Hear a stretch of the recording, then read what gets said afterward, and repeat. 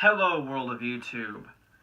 This video has been a nightmare to come together. You could say it's a horrible night to have a curse. I'm kidding. I've thought about many Castlevania allegories or jokes I wanted to crack this open on. I originally did one on the Symphony of the Night opening, but that's gone now. Basically, this has been the hardest video to have come together in a long time.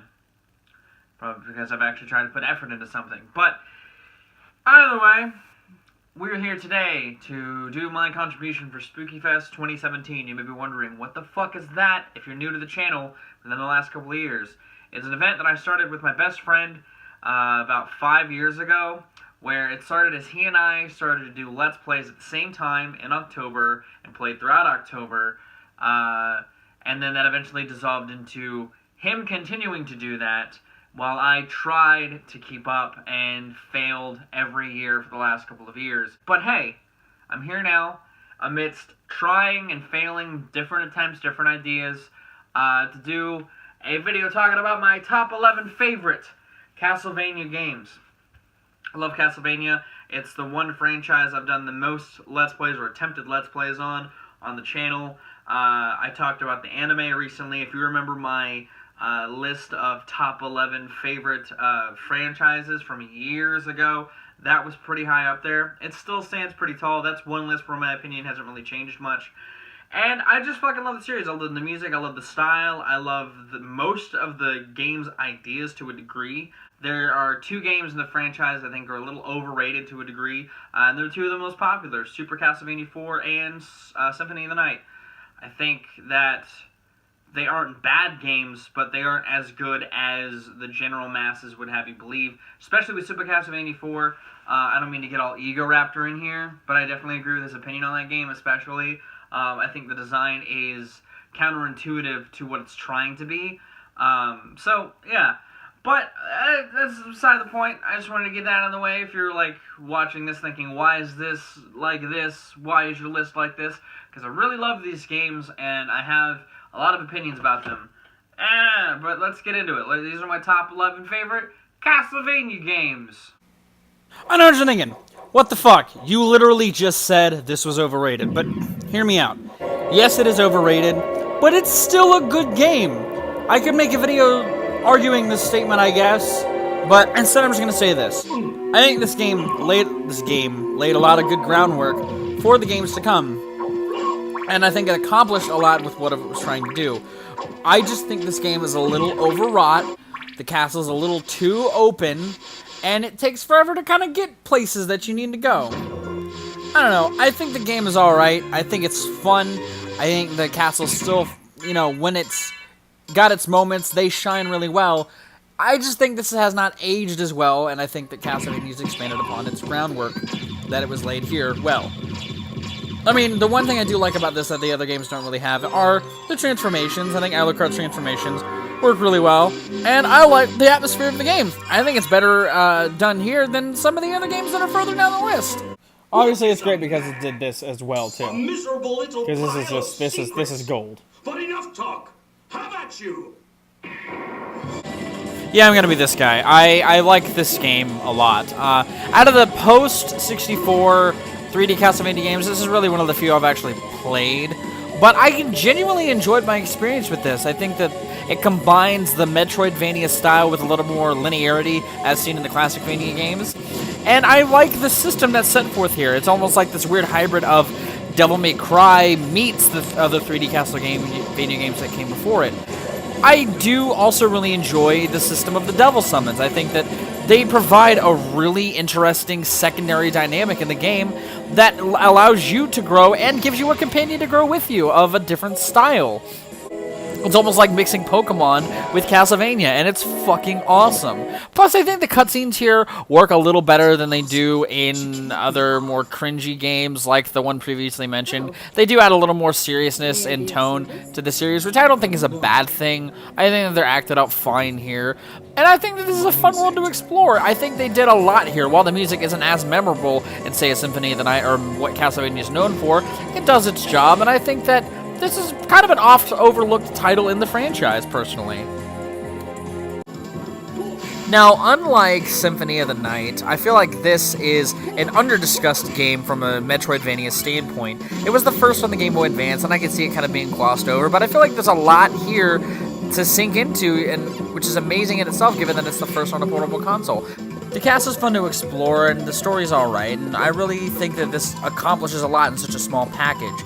In fact, one of the things I also like about this, above Symphony of the Night, is that it feels tighter. The castle's still very expansive and it's fun to explore, but it doesn't feel as open-ended and open-winded and long-winded as a result. But it also starts a tradition that carries on into the other portable titles, or into some of the other portable titles, with the spirits that you can summon and can be exploited to some degree in this game. But I think it's a fun mechanic, and I think that it's introduces a lot of really interesting visuals, and I think they're also a great companion to some of the sub-weapons as well. Basically, I think this is an incredibly overlooked game that I think is just a little bit tighter than something that people consider one of the best in the whole series. Yes, I put this above Symphony of the Night. No, I don't expect people to agree with me, and no, I don't care that you do or don't. I just fucking love this game, and yes, I put both of them together on this package, even though one technically has all of the same content as the other, but it's missing certain things that you can find only on the original. It's a convoluted mess to a degree, but I feel like that happened because of technology limitations. If this was put on the PS1 or even the PS2 and had a little bit better graphics, people would not be as harsh on this game because it's genuinely fun, and it's the closest the 3D games have been fully immersed as a Classicvania title. It's very linear, like the Classicvania games. The soap weapons are a lot more essential than they are in the Classicvania games, and the story's pretty fun, as are the bosses. I played through the first version of this game, the one with Reinhardt and Carrie on the channel. You can check it in the description down below. But I loved the game then, I love the game now, I think it's a lot of fun, and the expansions made in Legacy of Darkness are also a nice treat. The two characters that they added are fun to play and add a different dynamic that wasn't necessarily there in the first one, and the levels that they added are also a fun time. I like the story, I like the differences between Carrie and Reinhardt and the other two's campaign. I just think this is a wholesome, fun experience that people are way too fucking harsh on. I mean, yes, it has its follies. You guys know how fucking hard the Magical Nitro Gauntlet was for me, but I don't think that in itself constitutes a horrible game. It just has a couple bumps along the way and an otherwise really fucking fun adventure. I just flat out love the setting of this game. I love that there's a Castlevania game that takes place in the future. I love how absurd it sounds at the base with an eclipse taking over the sun and Dracula's castle appearing. I love the stories of the characters and where their arcs go. I love the soul system. I love exploring this castle. I love its little tricks that it throws at you. I love the weapons. And this game just bleeds a lot of style that is captured so well on a portable device. This is just such a fun adventure to explore and go through in the Castlevania games, and it's hands down the most engaging one of the Game Boy Advance when it was still kind of weirdly 16 8-bit. The soundtrack is the best on this console's Castlevania games, and I fucking love this game. It's so much fun. It's so fun to go through and complete. I know this is technically a port of a game that people do consider one of the best in the franchise, but I've yet to play A Runner of Blood, so until I play that, I guess this could have an asterisk on it. But either way, I do really like this game. I think that it integrates the Classicvania style better into the SNES generation than Super Castlevania 4 did, even if that game has better use of the engine, given the level designs and the visuals. I feel like this is designed more like a Classicvania game. And again, it's because it's a port of a Classicvania game, and I think it's a great port at that. I like that they still have the branching paths that allow you to do things. I like that the sub-weapons have a fucking use in this game, and the music in this game is so goddamn good! This might be one of my favorite Castlevania soundtracks ever. It utilizes the SNES sound chip well to provide a different array of sounds and styles within the Castlevania, musical gauntlet. I fucking love this thing. I think it's so much fun, and I started a Let's Play of it years ago that I've yet to finish, and I hope to do someday. I want to start this one off by apologizing for the aspect ratio, and I want to apologize for all the recordings of the game footage because clearly it wasn't done from a capture card, and like I said in the beginning, there's been a lot of tech issues going into this, but it's clearly apparent with the DS video recordings. But, yeah.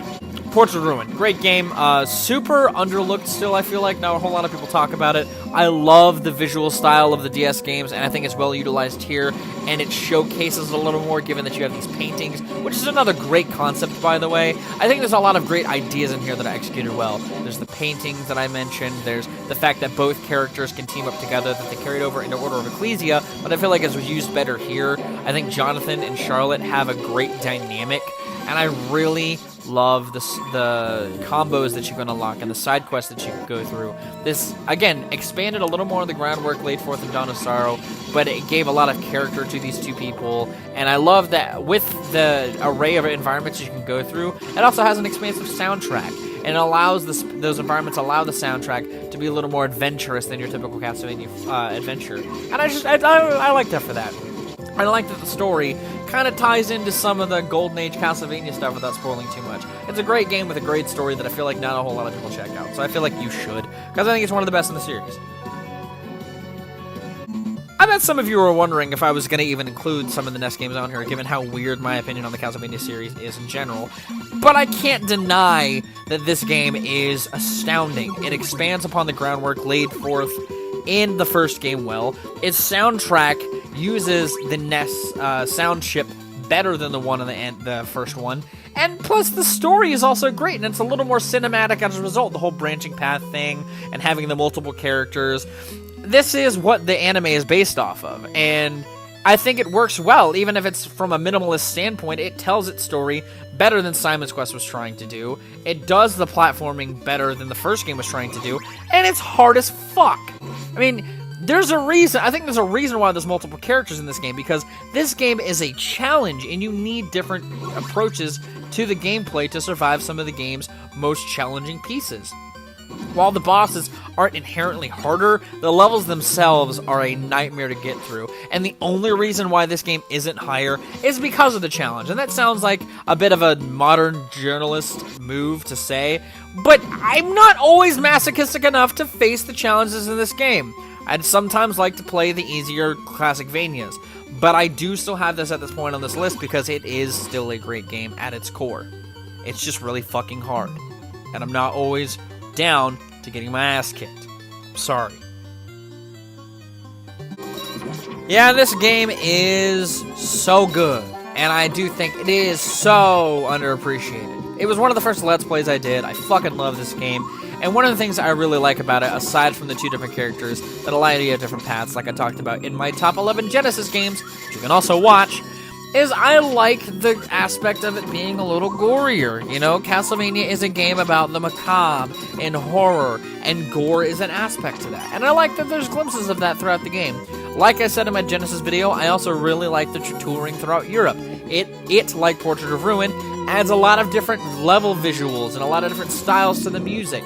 The one thing I will say about this game is that while the soundtrack is great, the Genesis sound card does not suit Castlevania's style, and it detracts from the experience a little bit. I feel like if this was a SNES game, or a GBA game, or a DS game, and it utilized those sound cards, I might like this game a little bit more, and that's saying something given that it is number 3 on this list. I do really like this game. I like the characters. I like the bosses. I think it is imaginative enough within the realms of Castlevania, and it provides a lot for the player to do revisits on for years to come. You cannot beat the original, as a classic video game stands anyway. This game is what started it all. The music is still great, even if it's expanded upon better in later games.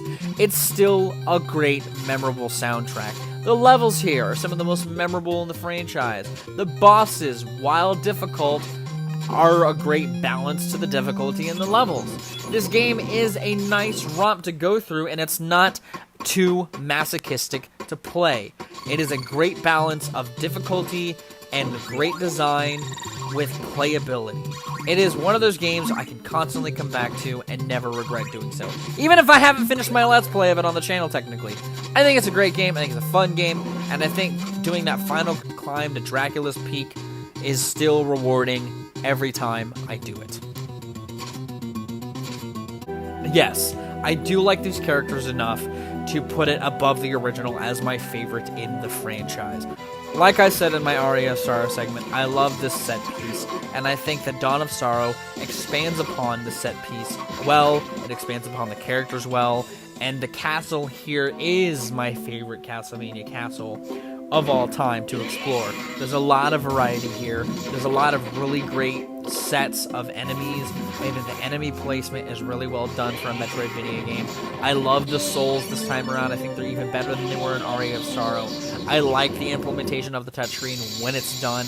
I love the bosses, and this really takes advantage of that futuristic setting a little better than Aria of Sorrow did. It's a better blending of medieval style with a futuristic twist. And the soundtrack here, while not as, memorable as the classic Mania stuff, is a really good soundtrack. And I like the bonus stuff on here that I don't have any footage of, like the build your own dungeon section, and I like the extras that are done post-game after you beat the game. There's a lot to sink your teeth in here that is in other Metroidvania games, but I think this is the best of those things. And that's why it's my favorite Castlevania game of all time. Plus, the rune system is really cool. I don't care what anyone says. I think it's a cool thing. It's going to kind of keep you on your toes when you're fighting a boss. And then you're fighting it, and you think you're doing well, and then you are doing well, and then this pops up, and you have to do it. I think it's cool. I'm sorry. But yeah, yeah. So that was it. That was the list. The fuck, man? Is there a franchise you would like me to do another list on? Is there anything that you would like me to talk about on the channel? Feel free to let me know. If you do want to contribute, if you did want to contribute to Spookyfest this year, the announcement video that was made and put on Shake's channel that I was originally also going to put on mine is linked in the description, along with Shake's playthrough of Resident Evil 4 and any other videos that were made in ordinance with the event. And you do have until Halloween to contribute, so not a whole lot of time. And I'm sorry about the lateness of me posting this. It was supposed to be a much more timely thing. But if we do this again next year, I hope to plan even more in advance to alleviate this issue from happening. But either way, I have been Viral Rack. Hopefully you liked this video. You guys have good days, lives, and situations, and I'll see you another day.